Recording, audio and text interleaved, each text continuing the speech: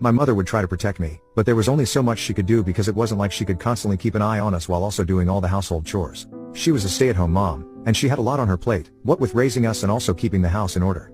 So it was nearly impossible for her to always prevent me from getting bullied by my brother or my dad. That's how things were for me growing up, and with time, I learned to accept it and just let it go instead of constantly complaining about it and fighting against it.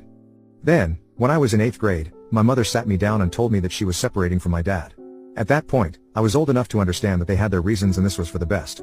She didn't tell me the exact reason why they were getting divorced, but I just assumed that it must have been because my dad was a horrible guy to be married to, and she just had enough, which is why she was leaving. It wasn't until much later, when I was in high school, that I found out the real reason why she had left. Apparently, my mother had found text messages on my dad's phone between him and his secretary, and that was the last straw for her because she had been putting up with enough already, but she couldn't accept infidelity. We were having a heart-to-heart chat that day, and she told me that the reason that my dad had never liked me was because he hadn't even wanted a second child, but she had refused to give